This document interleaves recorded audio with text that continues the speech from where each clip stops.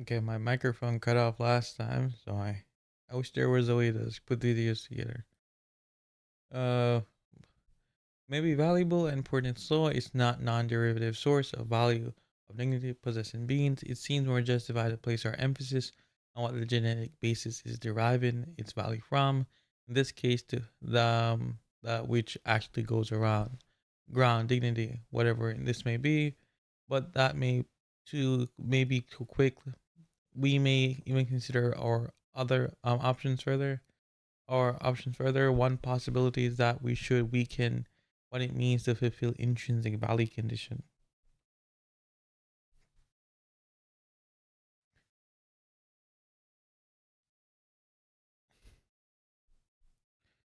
Allow emphasize in his original or in the original seems to suggest that something of this sort when he claims that genetic basis could still be morally important even if it's only instrumental value.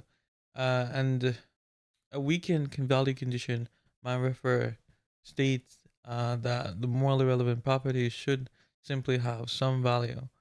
To consider this idea, let's me focus on the most plausible option available. Is that the genetic basis have intuitive value, constitutive value amount to a broader intrinsically valuable whole, so they still have prospects for explaining dignity processors possessors intrinsic value and making sense of their right holding status. This is because cons- constitutive value amounts to an intrinsically valuable whole as a necessary condition for that whole.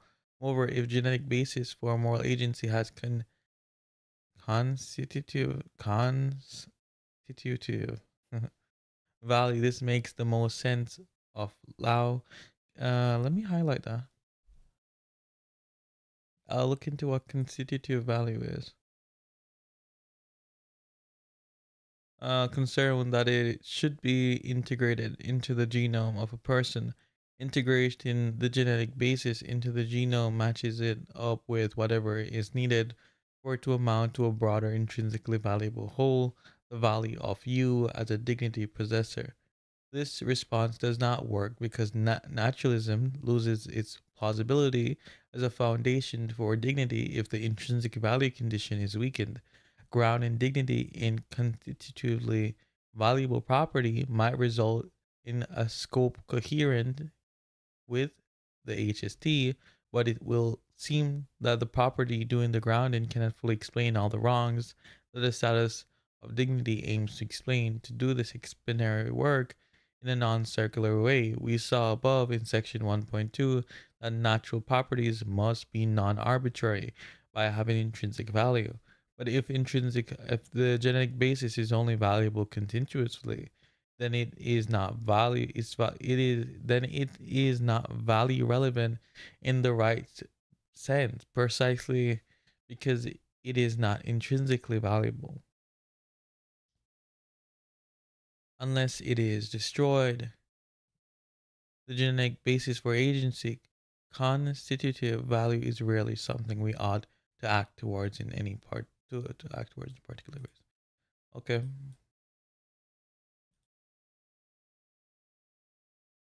To be sure, you might wrong a bearer of this genetic basis. The objection I raised to this below applies with even greater force against an alternative proposal that the property, ground, and dignity must merely have instrumental value. Agency, by murdering them or inhibiting the development of their agency, but it is not clear the genetic basis would be morally relevant in many other ways. If you lock someone in a room, you might not act in the right way towards their interest or their agency, but you are not responding correctly to the fact that they have genetic basis for agency. If the genetic basis did have constitutive value, then it would not therefore vindicate the status of dignity because it would not explain the full range of wrongs that status is supposed to explain. So either a property of actual intrinsic value, such as agency or sentience, is doing extra work behind the scenes, in which case the question is why that property is not determining the scope of dignity, or the solution seems to be in danger of divorcing moral relevance from the value relevance of natural properties, and thus we will fail to do what a naturalistic account of dignity aims to do: provide normative principles with a solid framework or foundation. Oh my God, I'm skipping. You might think that there's something to this latter root, though. Maybe allow should reject the intrinsic value condition entirely. There are two problems with this for naturalism. The first is it would not be clear what intrinsic value of dignity therefore inherits it. What foundation? Often, as I said, this explanation is exactly what a naturalistic account aims at providing. For instance, if dignity is grounded in the intrinsic value of sentience, then dignity, intrinsic value, it inheres in sentience. To be clear, this does not mean a naturalistic account must claim the supervience based on natural properties grounded in dignity must have intrinsic value. It simply means that natural property grounded in dignity must have intrinsic value because that intrinsic value is the intrinsic value of dignity possessors. The second problem, as I noted in the last section, is that grounded dignity in a property without any value is explanatorily empty. The genetic basis for moral agency is one among a vast number of potential supervenience bases for dignity, and so proponents of the genetic basis account must tell us why other potential bases, such as having a brain or being alive, are not relevant, and therefore why those other bases do not justify scope of dignity as well, or instead. Therefore, why those other bases. It seems unlikely anyone will be able to explain this without either referring to intrinsic value of a natural property. So raising the same questions above, um, I, I didn't. I don't get what the author's talking about when he brought up the basement thing. I'm still wondering how what sense that makes, or locking someone in a basement to be specific. Ask.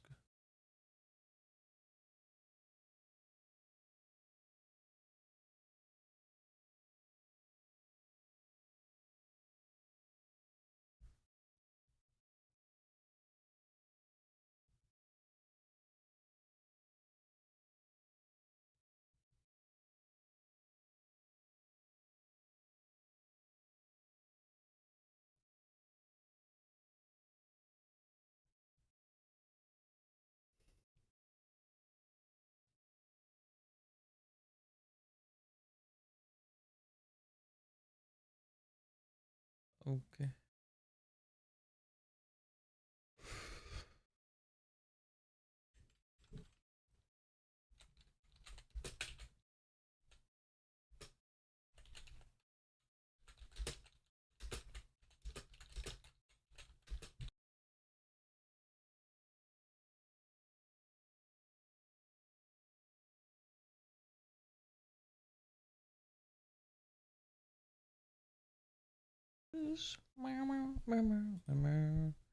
Jungle Council, Citizens. Why classic SpongeBob would hate modern SpongeBob?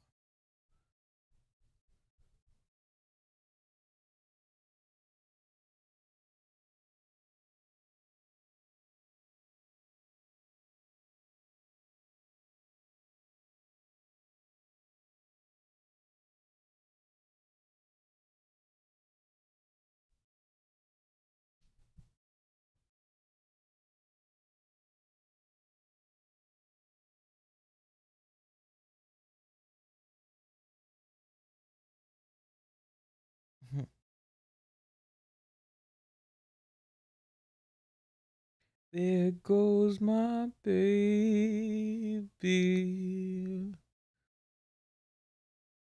Oh, there goes my baby. Out of my reach. Oh, why won't you take me? There you go. Finally. Yeah, I got you. This is the chunk. Why does it keep on? I'm getting straightened out by GPT-5, bro. Speaking like it's trying to best make me like, yeah, I got you, bro. This chunk is just dense, and the author is looking for like three moves at once. I'll translate it in normal language, and I'll point out the basement foundation, supervenience, base stuff. What's it doing, bro? That's okay. First, the setup, the author is attacking this rescue move for Lao. Humans have dignity because they have genetic basis for moral agency. Call this G. Critics say, but G doesn't have intrinsic value, so it can't be ground. You can't ground dignity.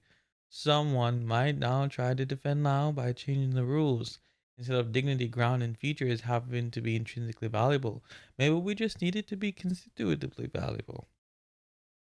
What does constitutively mean? It means something is valuable because it is a necessary part of a bigger thing that is intrinsically valuable.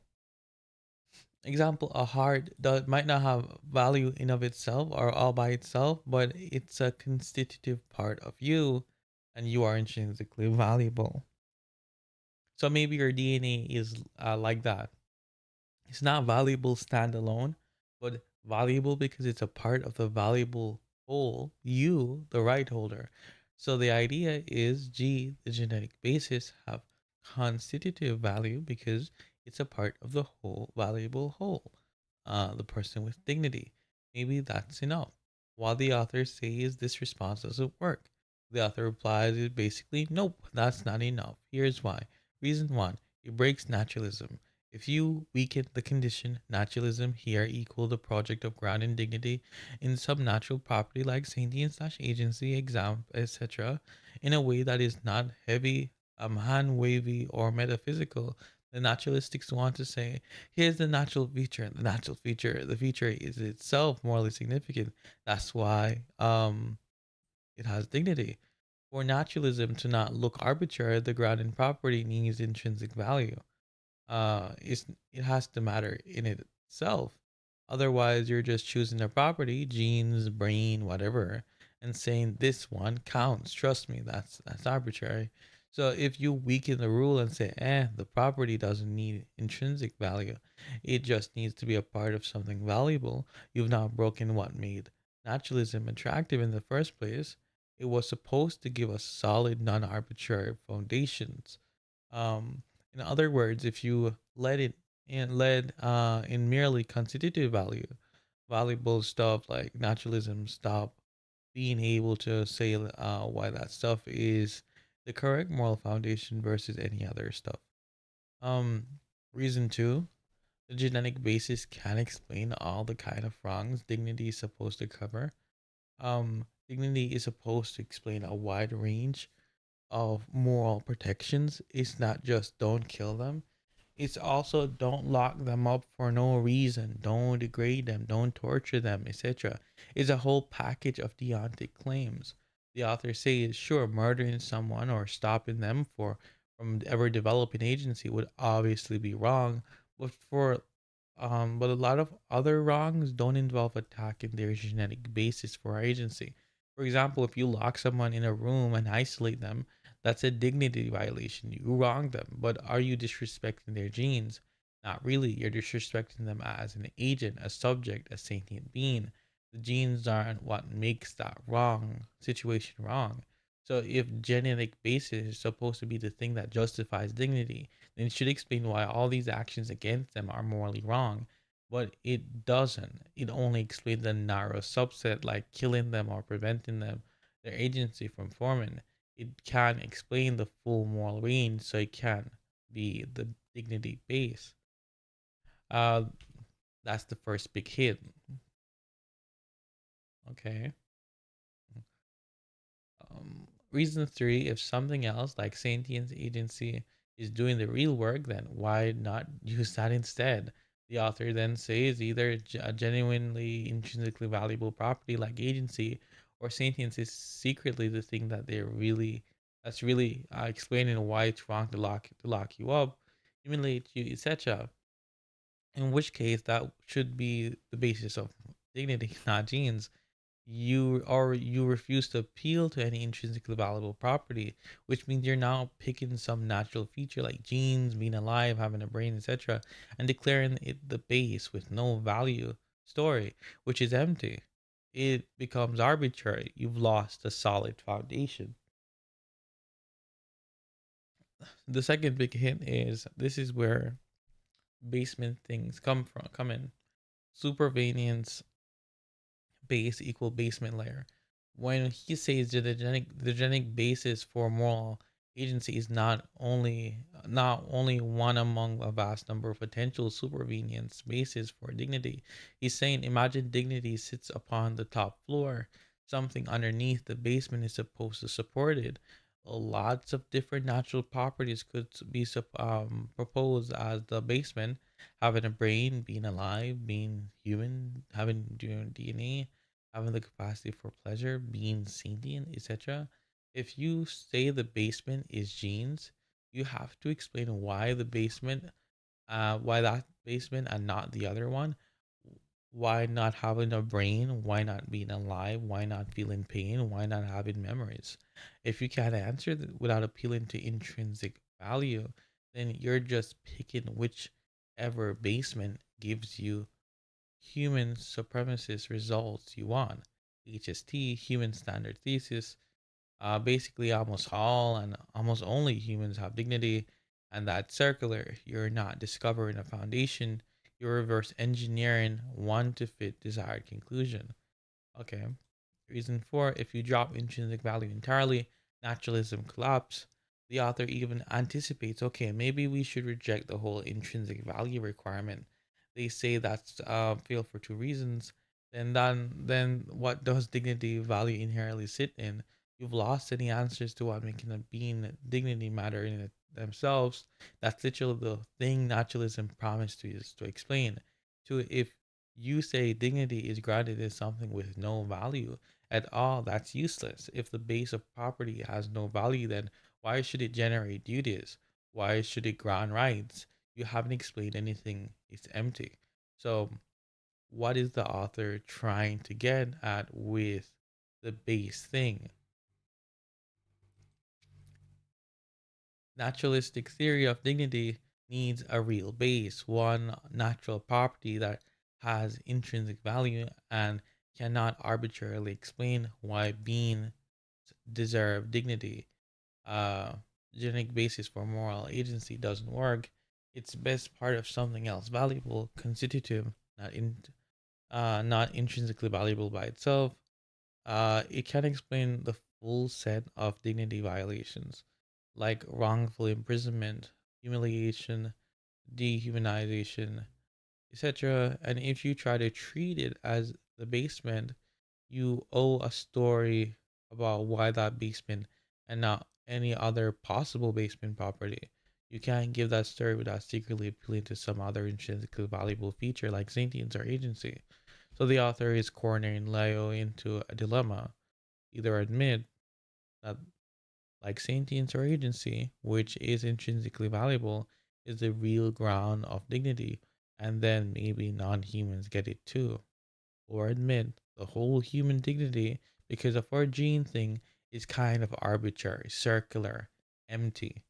That's the pressure the author is given. Okay, I'll start here. The genetic basis for moral agency is only one among a vast number of vast but no blah, blah. The genetic basis for moral agency is only one among a vast number of potential supervenience bases for dignity, and so a proponent of genetic account must tell us why other potential bases, such as having a brain, being alive, are not relevant, and therefore why those bases do not justify the scope of dignity as well, or instead, it seems unlikely um, anyone will be able to explain this without referring to the intrinsic value of a natural property and raising the same questions above, or the doubtful intuition that they are trying to justify that HST should be maintained as well. We doubtful because it should be debunked. See the next section. This generates a kind of circularity that would shift us towards a hybrid naturalistic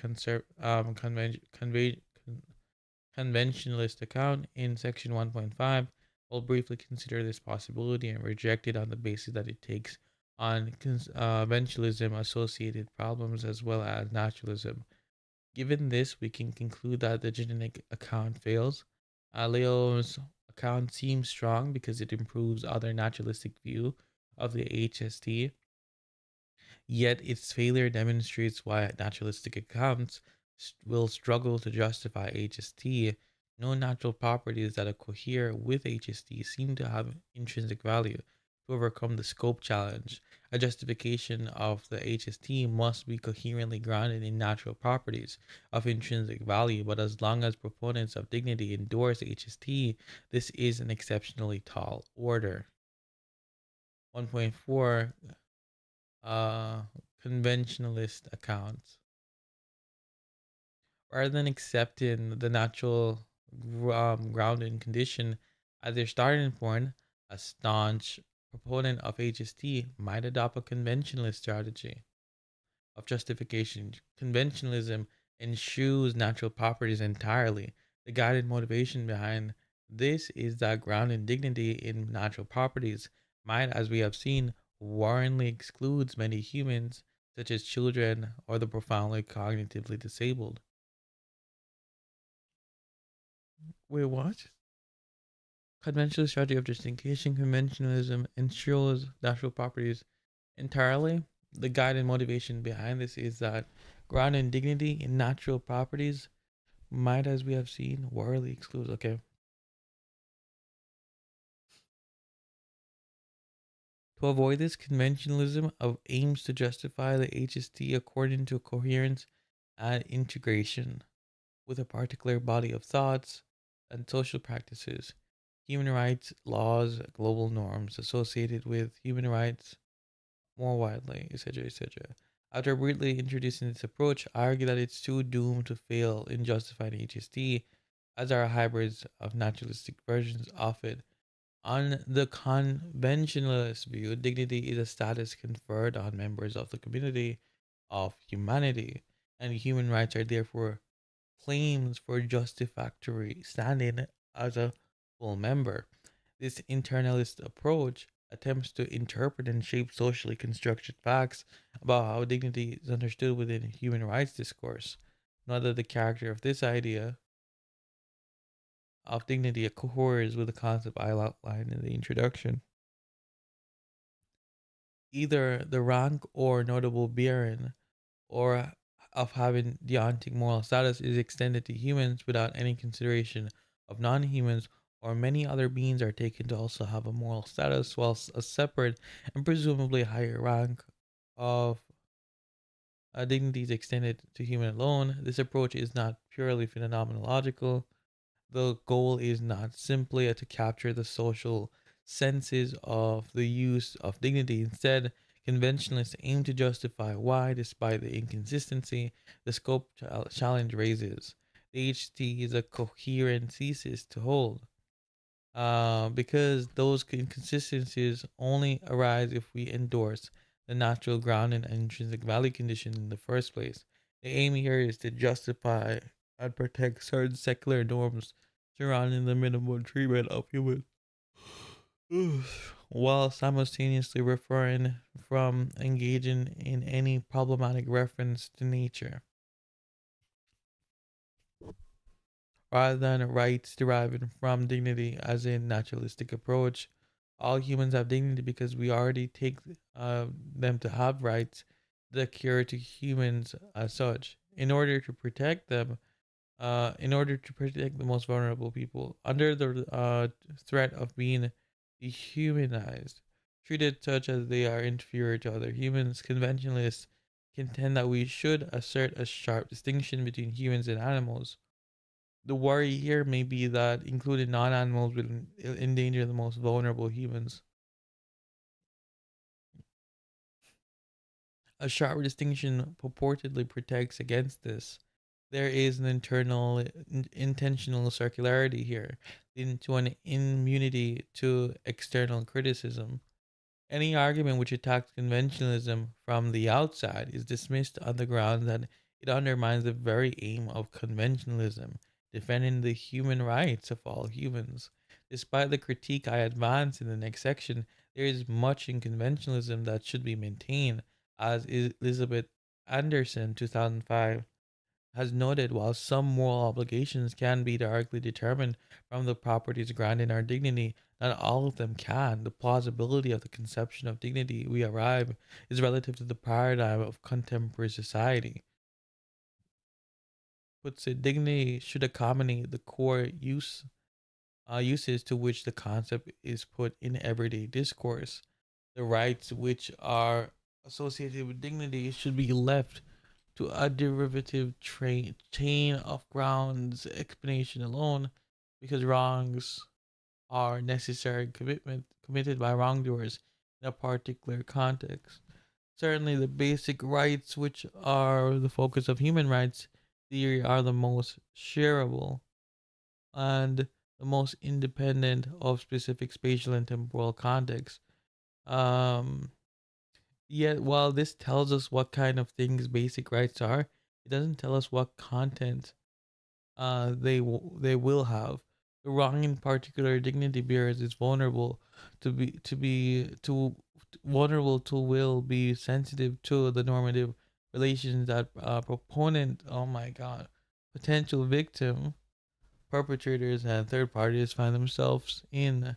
Specifying the content of rights is therefore one area among many where the conventionalists seem to be correct that we should acknowledge the importance of the.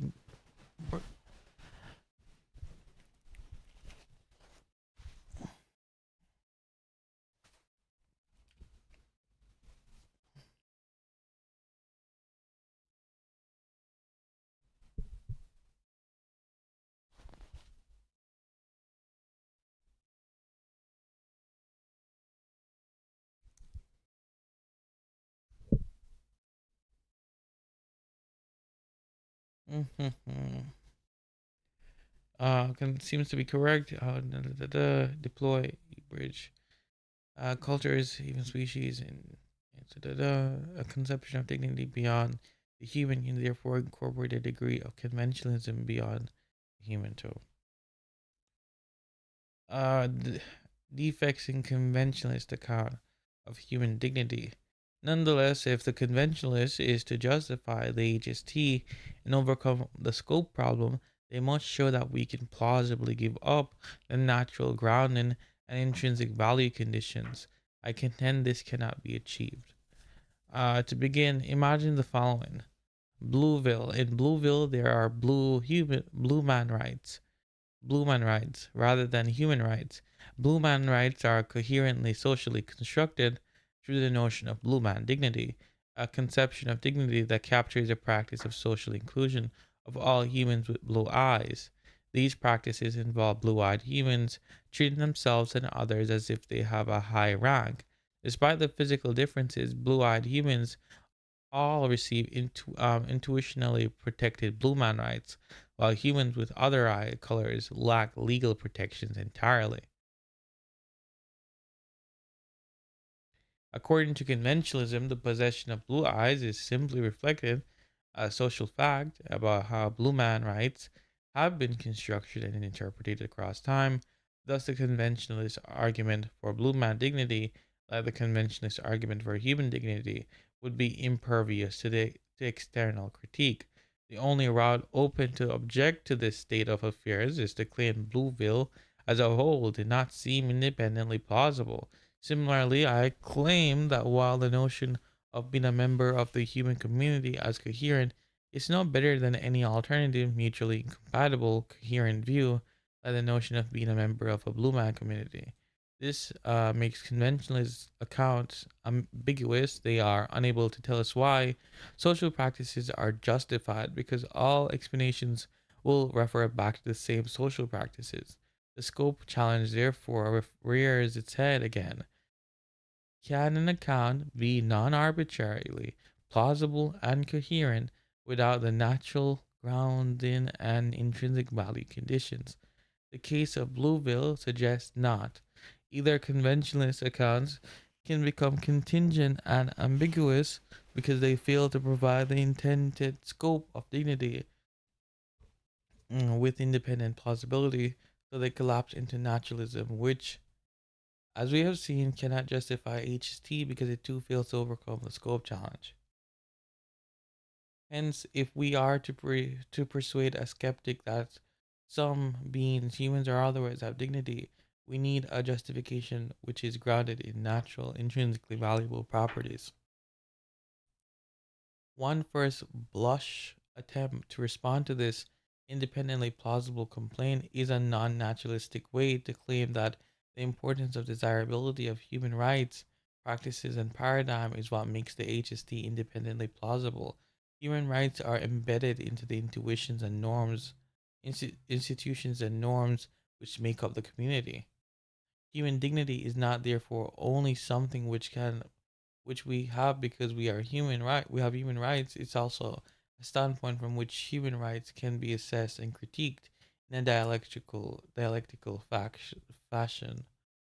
The conventionalists might claim that there is an externalist element, the community itself, which claims that the HST is a necessary social construction. Mm, while this may be accurately described, the paradigm, it does not provide us a way out of the complaint. It still fails to justify why HST in particular is the chosen scope. Which scope is selected appears entirely contingent, just as in the case of Blueville. The community can always be wrong. Kill Mr. 2020 conventionalism is strong because it acknowledges and attempts to respond to this. Um, Kilmister argues that even if local understanding of what it means to be human vary, for instance, if a racist community excludes people of certain skin color, there is nonetheless a global variant of the human in which you will be held. While this is optimistic in it's under what underestimates the possibility for local viewpoints to become global and overestimate the security of the justification on which conventionalism relies. That is, intuitions are institution into what intuitions can be overthrown. Am I going crazy?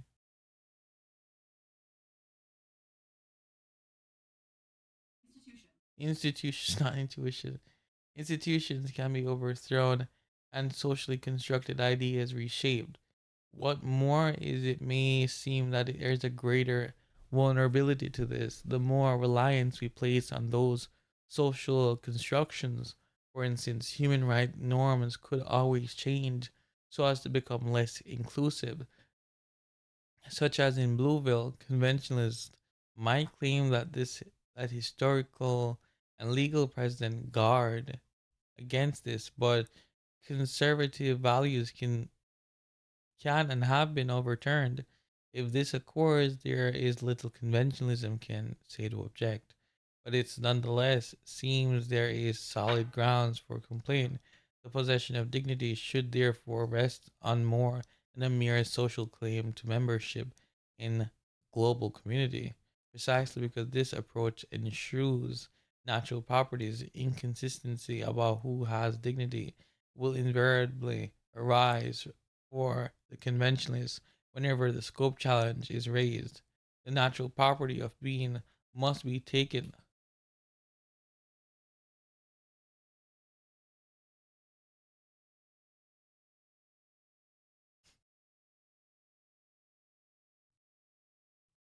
I'm confused. Where am I? Where did I go? Dude, I clicked the button. Now I'm all the way here. I'm, I'm right here.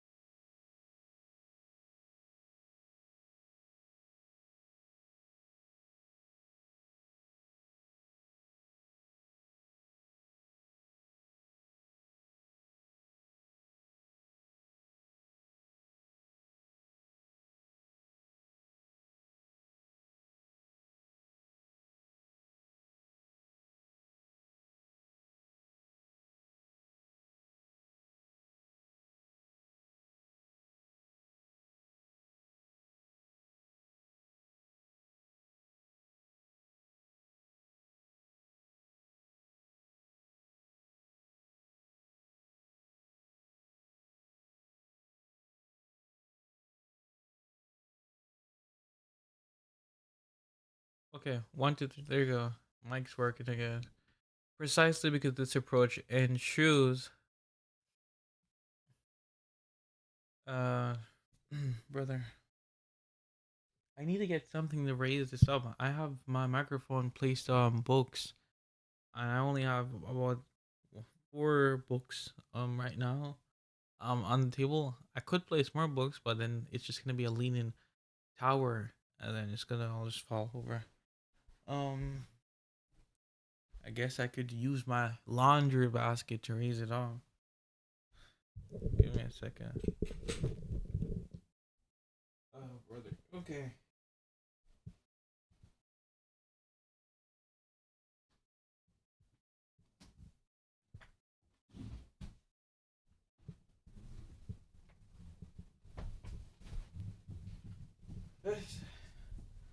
Holy.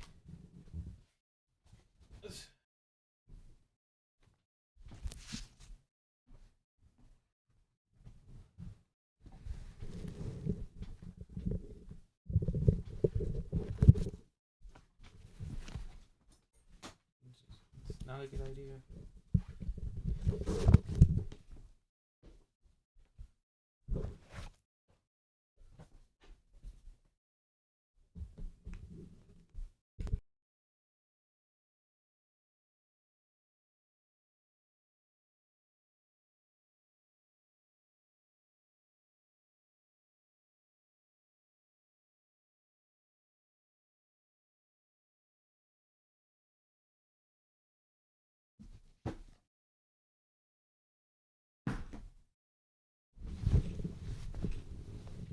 The wire is not line of purple. Now I have to switch all positions.